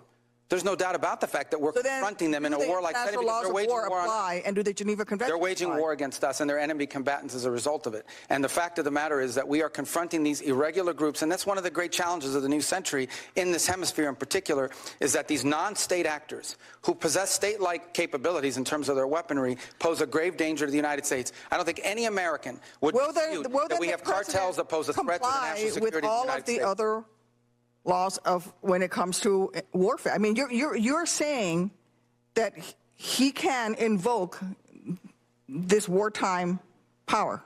No, I'm saying, you're asking me, I'm here to discuss foreign policy and what's in the realm of the Department of State. Well, I think your questions are better directed to the Department of Justice. Enemies Act, but I would tell you which is that, a wartime, which is something that yeah, but you're asking me a court question said that's, can be invoked during wartime. You're It's asking only me a been question invoked during the War of 1812, World War I, and World War II. You're it's only asking been me a invoked 3 question. times, and this president is invoking it. Okay, you're asking me a question about the domestic application of a law that's best directed to the Department of Justice. It's no, not a it is complication. because It's you're very asking me simple. something to opine on something that's in the realm of the Department of Justice in terms of its domestic application. I can tell you that the United States is most certainly confronting terrorist and criminal It's organizations. 4 for operating in 4. I really don't think Democrats ought to try and talk over Marco Rubio. It's just not a good look. Joined by Admiral Mark Montgomery, retired Rear Admiral for the United States Navy. He is with the Foundation for the Defense of Democracies. Admiral, it was just reported at Axios that Iran has said, no way, not now, not ever, never will we give up whatever you want, President Trump, and they've cut off all communications. It's also reporting President Trump gave them a 24-hour ultimatum. I can't confirm that. That's what Axios is reporting. What do you think is going to happen? Well, look, the president's done a great job of, bringing together his offensive cost imposition capabilities. That's not just the aircraft carrier and its air wing, but the 3 destroyers and their Tomahawk missiles. I mean, I don't know this for a fact, but I'm going to bet some money that there's a Ohio-class SSGN, Tomahawk equipped submarine with lots of Tomahawks on it somewhere close enough in the Arabian Gulf, Arabian Sea. And then we've got F-15s and other Air Force fighter squadrons in Al Udeid and Qatar and other places in the Middle East. And of course, we've got our B-2s ready to go from the continental United States. That is collectively enough cost imposition. The other thing he's done is begin to maneuver back into theater sufficient Army air defense systems to begin to protect our 18 to 20 spots where U.S. forces are spread throughout Iraq, Qatar, Bahrain, Kuwait, Saudi Arabia, UAE. We can't defend all of them all the time, all at once, but we can defend some of the larger concentration areas against an Iranian attack. So the president's creating the conditions where he can impose his will on Iran. Now, Admiral, the National Security Advisor equivalent in Iran has said any attack on anything in Iran will bring a response directed at the United States, but also at Israel. Do you think Israel can stand up to a fusillade like June again? Yeah. So let's be clear. If it's the U.S. alone striking them, the absolute last thing I would do if I was an Iranian planner is attack Israel, because I just invited an equivalent or larger size of F-35, F-15 fleet to come visit me the next day, and the day after, and the day after, and the day after, because with U.S. refueling, it's unlimited. And, until the United States and Israel say, we've had enough. So again, if they do that, they're going to get some serious cost imposition. Now, they may well do it. And then your question is there enough air defense in Israel? And the answer is, they'll be challenged like they were last time. Missiles got through. They have great systems, from Iron Dome to David Sling to Arrow to the US SM-3s on the Aegis-class ships off in the Eastern Mediterranean, and the remaining THAAD elements, US THAAD elements. There's a lot of missile defense there, Hugh, but some will get through. But Israel is a resilient country. They can take that, and their Air Force can impose maximum cost on Iran for doing it. Is our carrier at risk? Are our destroyers at risk? And where do you put on the risk level the base in Qatar and throughout the region?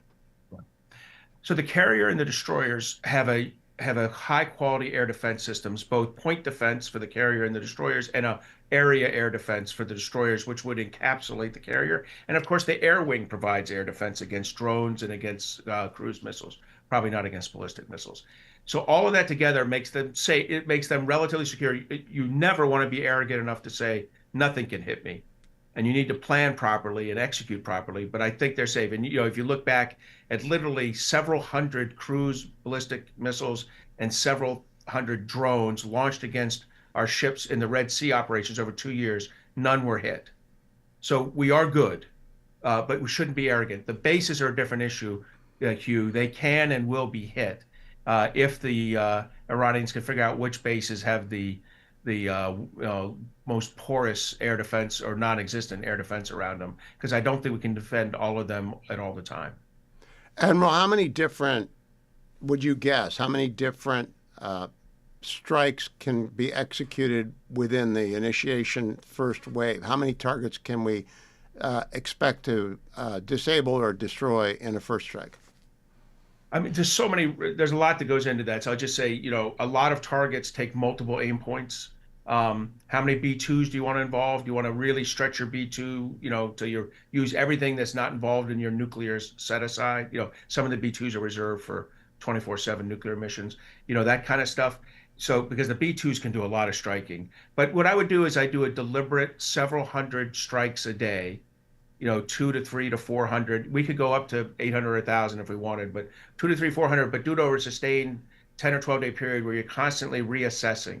Where did they move? What did they flex? What do you show? Because what we're going to try to do, my guess is our target set will be knock out their ballistic missile inventory, plus the ability to build future ballistic missiles, knock out their drone inventory, plus their ability to build future drones, knock out their cruise missile inventory, and that production capability and capacity. That's what I would take out first. There might be a little bit of IRGC leadership strikes involved as well, but I would really go after that production, something that Israelis started to work over in the 12-day war but did not complete. Now, Admiral, you were the executive director of the Cyber Solarium when it was in play. Do the Iranians possess an offensive cyber capability that can be directed at the homeland? Yes, but. So the yes is they could do something, but this is not China or Russia. They can do denial of service operations, minor things. I don't think they could do major power system disruptions. And they've tried hard against Israel and done, again, minor things, but not major things. I think they would struggle against us to do a major disruption. The countries that can do that are, the U.S., Israel, China, Russia. I don't put Iran on that list. That doesn't mean they can disrupt, do minor disruptions, things that make, one water system out here or one water system out there, but they're not going to be able to do, I think, that electrical power grid takedown that affects like a major city. Now, Admiral, I've had a lot of your colleagues on from the Foundation for the Defense of Democracies in the last few weeks. They have never not been in the assassination and terrorism business. Have you ever found it in your writ to study what potential they might have, either directly or indirectly, through their proxies in the United States? Well, certainly. I mean, both Department of Defense friends of mine, but also people here at FDD are under threat from Iran. Iran absolutely practices overseas assassinations against their own people, their own, overseas activists, protesters, dissidents, but also against Americans they hold at risk. So the president is one. The president's on allegedly on an Iranian kill list. General McKenzie, General Milley, Secretary Esper, John Bolton, Matt Pottinger, the leadership from the national security leadership from Trump 45 are broadly on these lists, which is why they need security details and protection. And the president, among most of all, needs to be protected against them. But I think it's much more likely that if the president decided to do something about the supreme leader, that would happen before something happened to the president. Now, Admiral, you were in uniform when the war against Libya was undertaken, and that war brought down Libya. I don't know that you were in the service when the war against Serbia was undertaken. That war brought it down. Can an air campaign exclusively cause the regime to collapse, in your opinion, in Iran? Because I don't think so, but I don't know enough. So I participated in both of those, and I'd say the answer is no. I mean, I just think the IRGC is 150,000, 125 to 150,000 strong. They're not going to go down. I mean, most of those guys understand that if the opposition takes over, their life expectancy is going to shorten dramatically. So they're going to fight, stand and fight. So that would be a lot of cost imposition from the air against mobile ground targets. That's going to be very hard. So I think it's very hard. Do I think we can create conditions where the governing mechanisms are weakened? Yes, but I think it's going to take a lot more. I think we have to do. There's going to have to be a lot more weakening. Personally, before I did this air campaign, I would do 3 to 6 months of strangulation of their fossil fuel sales. I would embargo and seize every shadow fleet ship bringing oil from Iran to China. I would put a prize crew on it and take it back to the United States as our prize. I 100% think that we should put the economic pain onto Iran, weaken the regime further, and then do the air campaign. Now, Admiral, I don't know if you can stay another segment. If you can, tell Dwayne and we'll go this. But would you answer for me? Karj Island has never been on a target list. Why is that? I don't. Let's separate. Has it been on target list versus have we actually executed a strike? In other words, do I think it's targeted? Yes. Do I think that it's been struck? No. I'm not certain why. I've never been in a political discussion where we're told not to strike it. I just feel that, like, when we were doing our cost imposition back in 1988, we did cost imposition after the Iraq, the oil ships being sunk. We went after their naval ships to punish them for their illegal behavior. Operation Praying Mantis. So, Admiral, you've followed Donald Trump as I followed him through the news media. Maybe you've talked with him off the record. I don't know. What do you think he's going to do when he issues a 24-hour ultimatum that the Iranians turned down? I have my guess, but what do you think? So I think that means he's eventually going to strike. And not 3 months from now, but within the next 30 days. Because I hope it isn't at 23 hours and 59 minutes we hit him. I mean, and he did give that 124-hour one, and then the Israelis struck within it, but that was Israeli forces, that were kind of on his timeline. I hope that he and General Raisin Kane, our chairman of the Joint Chiefs, have had a discussion about how, we can't just go at the exact moment he said we would go, because that's alerting a otherwise not that consequential defense system that someone's coming. So my guess is that, he'll do something at the 24-hour period, maybe some cost imposition through embargo operations, like I mentioned. But eventually, Hugh, I think we're going to strike him. I think he's pissed.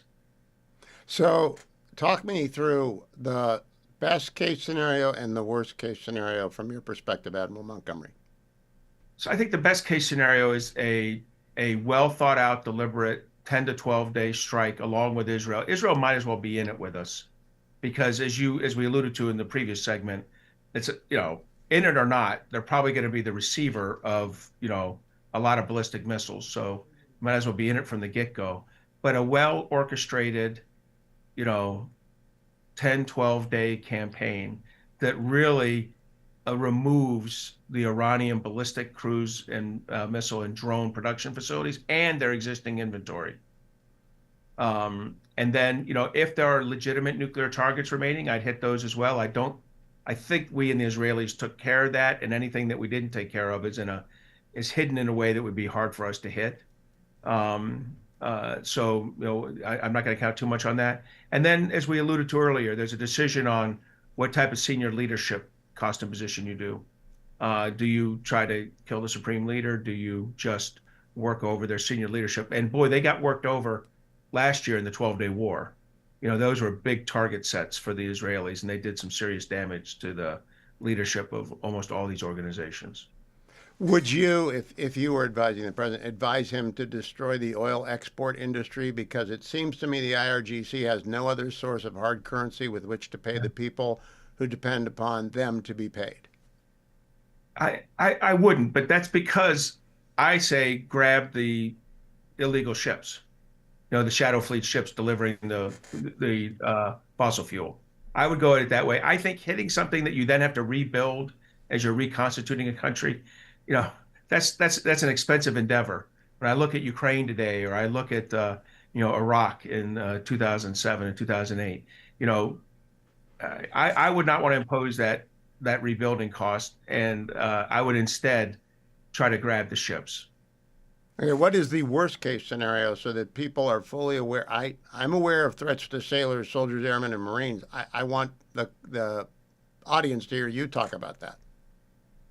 Well, look, I mean, they will fire at some point. This is an existential threat to the regime there, and they will fire everything they have. And they have chemical weapons. They have used chemical weapons in the past, so our forces will need to be ready for everything. And I'm from the school of, you have to assume something could get through. So you have to have maximum defenses up. You have to establish defensive positions after you do your strikes. You have to get everything right. And look, our officers, I'm not worried. They're not arrogant. They're looking and managing risk properly. The ones who are going to be challenged are the ones with a fixed GPS. Those are the airfields, some of our troop concentration areas. We're really going to have to defend those well, and they're going to have to be ready for any kind of strike. And we have tough soldiers, but in the end, a ballistic missile's it's going Mach 6 and weighs a couple thousand pounds. It's going to do some damage. I remind people that when they targeted al-Assad Air Base in the aftermath of the killing of Soleimani, they hit it. They actually hit it. So their missiles are not the junk that Saddam Hussein had in 1991. How many of those do they have? Well, that's an interesting thing. So Israel did some damage to that, and they fired a ton. By all reports, I think that 40 to 50% were either expended or destroyed in the last attacks. And we have done a pretty good job, and the Israelis done a good job trying to prevent the replenishment of that. But the Chinese have been a little duplicitous in this, illegally shipping some of the ammonium, some of the other chemicals and fuel necessary for some of the weapons. So they are reconstituting slightly, but this is going to be in the high hundreds, right? The totality of these numbers, and the drones are much higher numbers. But on the cruise and ballistic missile few, that's a lot. Can the drones deliver chemical weapons? I have not seen that, even in Russia or elsewhere. The answer is, could they? I'm almost sure they could. Have they? I have not seen that. Is there any scenario in the front of your mind, not some science fiction novel, but anything in the front of your mind that would lead to President Trump deploying troops in Iran? Not in the front of my mind. Look, you asked worst case. We could get into some kind of campaign where damage is inflicted on us that the president finds to be unacceptable, and then we get ourselves into a punitive, campaign that includes ground ops. I don't foresee that. I just think that, if we've learned anything since, in the last 24 years, is to avoid that kind of ground campaign. Okay, very last question, Admiral. Do they have the capacity to shoot down our stealthy aircraft other than by a lucky shot? No. Now, we say do they have the capability to do it? No. But again, there could be a ballistic shot. There could be a weapon that goes off nearby that it's something else, and a piece of fragment gets into an engine. We do have some single engine planes. And we have plane crashes in the United States. We have. Yeah. It happens here, so it could happen there in a war zone. What do we do if that happens? We go get them? We'll have a team standing by. I think geography, location. Downtown Tehran might be a toughie, but we would have combat search and rescue teams standing by in different locations to service different geographies. But there are limitations to that. Okay, so in your life as a warrior, how many times have you had this feeling about imminent conflict? Probably 6 or 7. And anything different about this one? No, and it's happened 5 or 6. So no. Look, what's unusual is this president's just so forward-leaning on the rhetoric, which is he does it for effect. I mean, this is not churlish, right? This is how he seeks leverage. And so it's very unpredictable for those of us who who were not New York real estate people for 30 years. We're not used to this. So, my take is that when a president uses this kind of language, go time is coming. Admiral Mark Montgomery, retired Rear Admiral, thank you for joining me today. We'll stay in touch. I hope you'll be available throughout the weeks ahead as this thing is getting hotter by the moment, and we need to talk to experts. Thank you, Admiral. Sarah C. Bedford is with the Washington Examiner. She's the lead political investigative reporter. Sarah, are you iced in D.C.? Yes, we have been iced in all week. School is canceled again tomorrow. Just really hunkering down over here. So, has it moved from snowstorm to government screw up yet? Because that's the way these stories usually go. Snowstorm, ice storm, then they become government inability to respond. What's it like inside the Beltway? It certainly started to appear that way in the DC areas. A lot of really main roads in DuPont Circle and key arteries of DC still haven't been cleared. And so, yeah, there's a lot of criticism of the city. It's a really high tax area, so people expect those sort of basic services to be performed. Well, basic services in Washington, D.C. have never been all that impressive outside of the Federal Triangle. How about power? Have you lost power? Luckily, in Northern Virginia out here, we've been pretty fortunate on the power and water front, although I watched all the how-to TikToks about how to keep, water in the bathtub if you needed it. So I was ready if that happened. Okay. Now, are you ready for Iran going off? Because Admiral Montgomery, retired, just said we're getting pretty close to go time here. Yeah, and Donald Trump was sort of making some noise about this week, saying, if Iran doesn't start to acquiesce to some of these demands about the nuclear program, that the U.S. could strike Iran even harder than it did last year. And Rubio, I was about to say Senator Rubio, Secretary of State Rubio today testified about the complexity of the situation and how the U.S. is moving assets into the region as a baseline just in case. So there certainly does seem to be some movement on that front. Now, this is a question that only someone inside the Beltway can answer. Does it feel like we're on the edge of war? Because 1991 it did, 2001 it did, 2003 it did. I didn't see it coming on Operation Midnight Hammer. I think it feels that way again. What do you think?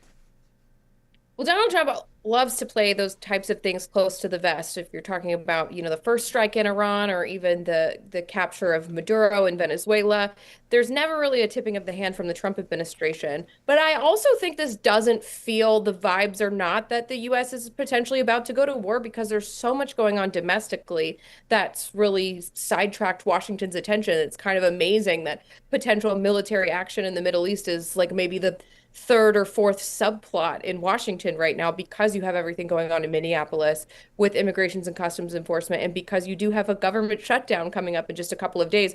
Congress is really distracted from this sort of thing. Well, that's what strikes me as incredible, Sarah. 2 people are dead in Minnesota. Those are tragedies. But 35,000 people have been murdered in Iran. That's one estimate. Certainly more than 20,000 people have been murdered by the regime. And if we go to war, Marco Rubio said we've got 40,000 service people in harm's way in Iran. Something's wrong with our media. They cannot seem to be proportionate with regard to threat assessment. Or am I wrong? No, I think that's absolutely right. They're sort of not seeing the forest for the trees and how big of a deal this is. And you don't hear a lot of the left, which really typically concerns itself quite a great deal with human rights abuses and fighting autocracy and things like that. You haven't heard any of those groups that typically make, defending those things their identity. They're not speaking up in favor of the Iranian protesters. No, and has there been any, I'm just talking about random conversation, or have you seen anything on the news about the level of conflict we are on the edge of? Because I have not. No, I think you're totally right. That's nowhere near the sort of top of mind for anyone. The vibes are not that there's about to be a major conflict. That's probably exactly how the Trump administration wants it to feel. But with everything else going on, even lawmakers who typically are very concerned with the administration's foreign policy actions don't seem to have this as a top priority. And has Homeland Security, to your knowledge, issued any kind of special alert for the Beltway about Hezbollah or other Iranian proxies in the aftermath of the beginning of a conflict? Not to my knowledge, no, but DHS is pretty distracted these days with some other things, so perhaps not surprising that that is not the top message that they're pushing out right now. And last question about DHS. Does Secretary Noem stay in her job another month? There's a lot of uncertainty there. We know that Donald Trump doesn't like to fire people. He doesn't like to give critics a scalp when things go wrong. But at the same time, you see a sort of surprising level of reluctance among Senate Republicans, especially to defend Noam in the face of how badly DHS has handled the past week of PR surrounding the tragedy, as you mentioned, with Alex Preddy. Well, the surefire way that it will be erased from the headlines is if war breaks up, but I don't think Donald Trump would go to war to get it off the front pages. Do you? No, that's typically not his MO. No, it's not. He's not a wag the dog guy. He's a crush the bad guys guy. Sarah C. Bedford, follow her on X at Sarah C. Bedford. I'm so pleased to have Mary Catherine Ham because I got to thank her. Mary Catherine, I spent the morning, 7 a.m. West Coast time, in the dentist chair having a long and somewhat painful procedure done. But I was listening to the new Getting Hammered with you and Vic talking about not letting your kids sled down the ice and run into things. I was very amused, and then it's a brand new use for the Getting Hammered podcast is when you go to the dentist. He said, I don't care what you listen to. And I said, great. I'm I so listen to glad, you. and I attribute your miraculous recovery to be on the radio now to us, actually. I think it's maybe it should just play on a loop in dentist's office everywhere. Mary Catherine, I laughed, though, and I wasn't supposed to laugh, when you said you wouldn't let your kids go sledding because it's not really snow out there. Is it that bad? It's like an ice slick. I mean, like I said, I have two mom friends who've already hurt their hips. I do not need to be out there, and the kids are more resilient than I am at this point in their lives, but I do think shooting them down a hill like bullets might not be the best idea for our week. When it's gonna one snow of my again, family if can't it's leave more their snow, house. fine. They What's can't go that? down their street because their city has not plowed their street, and it's just 100% ice. Has it turned into fiasco yet? There's a period of time in which a snowstorm is a snowstorm. Then it becomes a government can't do anything story. Are we there yet? So we are not there in Virginia, but I think they are in DC. Virginia's roads are doing a little bit better because the temperature has stayed so low. The sun hasn't done the work and the temperature hasn't done the work that the DC government usually is incapable of doing. So the DC government is having to answer for the fact that it cannot clear these streets. And apparently I saw some graphic where they had 20 of some 200 snowplows operating. You might need a few more, guys. It's bad out there. So I also listened to you to disambiguate the goings-on in Minneapolis. And you're a big fan of body cam, so am I. I have a proposition for you, Mary Catherine. We are used to instant replay in sports. And therefore, people think they can get smart by watching these videos at slow motion angles. They can't. You can't actually discern what's going on without an expert in the room and being an expert yourself. I think it's a very bad thing that America thinks they can figure out by watching enough angles. What do you think? Yeah, here's the thing. It's this double-edged sword, right? Where we have all this information, but the information's not necessarily making us smarter or better at discerning things. So I do think there's a concern here. And I think there's a concern here too about all of us responding too quickly to seeing viral video or video period and making quick decisions. And that includes, by the way, the administration, which should be much slower to tweet and talk definitively about these things. As you note, Hugh, the legal standard is set for what law enforcement is allowed to do and how these things are adjudicated. And those decisions are based on what the officer perceives in that split second, not in slow-mo, not being able to take in 17 angles. He gets one angle and he gets one split second to make a decision. So it's very different from the legal standard when you're looking at it 800 times in slow-mo and from 7 different angles. Although I am glad we have all this information, I just don't think we're the best at discerning it. No, I have no opinions on justified use of force. I know that the last person who wants to be involved in an officer-involved shooting is the officer as well as the victim. They just don't like it. It's bad for them. It's bad for their career, their mental health. It's bad for the department. They don't want it to happen. With that all said, I have followed the Fox Digital team's inquiry into the Signal Group and the WhatsApp chat that's going on. This is a conspiracy. it's like, you're too young. You wouldn't remember the Weathermen. But that was a real deal. The Symbionese Liberation Army, the Black Panthers, the Weathermen, there was a lot of violence in the 60s and the 70s. Do you think we're going back there? Look, I think it is so naive and silly for people to act like this is all just protesting and that law enforcement is very mad at protesters. That's not all that's happening here, right? And unfortunately, left-wing agitation, left-wing violence is either ignored, valorized, or alchemized into right-wing violence if they need to do that. And as a result, left-wing violence never gets a corrective of any kind. And it should. And these kinds of things should not be putting law enforcement and civilians into pitched encounters many times per day because, and by the way, cheered on by the local government and local leaders, which they should not be as well. As you said, nobody wants to be in these confrontations, but the more of them you press, as left-wing protesters and agitators have years of practicing going over this line, over this line, over this line, until there's no line anymore, you're just going to get more dangerous encounters. And I really hope that we can find a climb down position where localities recognize that federal law has to be enforced and there's somebody who's in charge of enforcing it. What is the political theory of the people who don't want ICE in their communities? Jacob Fry, what do you think is their overall theory about people who entered the country illegally? I mean, look, you could look at it as his good faith argument is that these are all our neighbors, but the ones who are truly criminal actors who are convicted, which is some of the folks that ICE was trying to pick up on the first days here, was these really violent convicted criminals that they're not helping with. That doesn't make a lot of sense to me. What I think a lot of it is that these very left-wing cities, particularly post-2020, they've always been into left-wing protest culture, which is part of this and was what's driving these confrontations and making things more dangerous.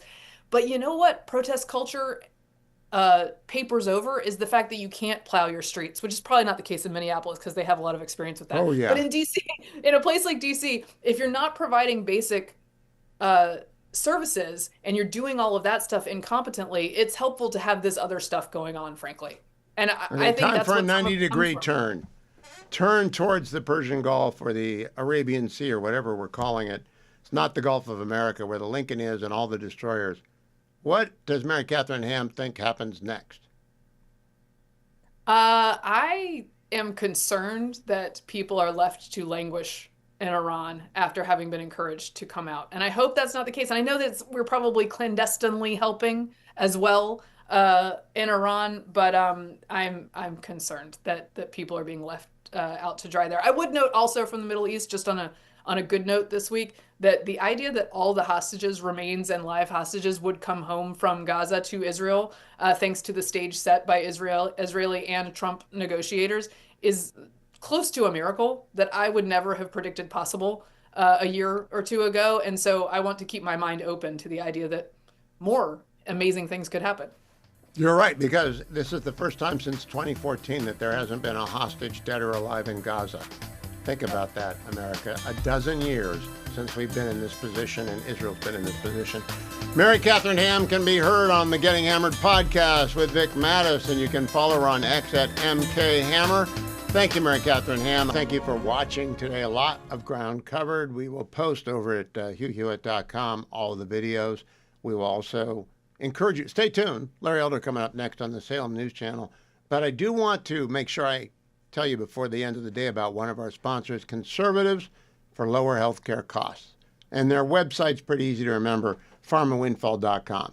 It's the end of January 2026. It's the start of the pivotal midterm election season. Gets very serious in June, but it's underway right now. New polling from longtime Trump pollster and advisor John McLaughlin confirms, John was on last week, that 73% of voters blame Big Pharma for high prescription drug prices. Voters see through all of the Big Pharma ads on TV. They know that 85% of all voters are concerned that pharma-backed government intervention would increase costs. 8 out of 10 believe Big Pharma is behind all the proposals in Congress right now, and more than 50% are likely to support candidates who protect employer choice and stand up to Big Pharma. President Trump isn't intimidated by Big Pharma, neither should be Congress. Join Conservatives for Lower Health Care Costs by going to pharmawindfall.com. That's Conservatives for Lower Healthcare Costs, pharmawindfall.com. We don't want another pharma windfall. Go to pharmawindfall.com. Don't forget, I'm in the Relief Factor Studio West. I'm able to bring this program to you every day on the Salem News Channel because I got studios West, North, and Beltway. I'm in Studio West, but I want you to remember, more importantly than the studio, Relief Factor actually works. I told you at the start of the show, had a old crown pulled out today, and there's some swelling, but I'm not really worried about it because Relief Factor takes down swelling. And it does so wherever it occurs in the body. Usually it occurs after exercise. Sometimes it occurs just because you're getting older. Relief Factor works on it because it works with your body's anti-inflammatory system, because Icarian, curcumin, and resveratrol omega support that anti-inflammatory system. And you should take it every day. The 3-week starter pack is the best way to try Relief Factor. Costs $19.95. It's for 3 weeks. You take 3 packets a day for the first week, 2 packets a day for the second week, and 1 packet then thereafter, like I have for, I think, 12 years, certainly more than a decade. It's the only supplement I've taken for more than 20 years, and I don't want any other supplements because this is the one that works. This is the one that keeps me getting my miles in. This is the one that reduces inflammation when I'm off to see the doctor. I just want you to try ReliefFactor.com. And I want to close with a little bit of Marco Rubio. This is cut number 11. Oh, I guess I don't have cut number 11. So I will go back and put it on tomorrow. I want you to hear what he had to say about Greenland today. We don't have it loaded up. He's testifying in front of the Senate as we go, but we'll be sure to bring that to you tomorrow. Marco Rubio is extraordinary. His performance before the Senate today was the equal of any performance of any cabinet member that I've seen in many a year. And I hope he keeps going up to the Senate on a weekly basis. Maybe the Democrats will learn something.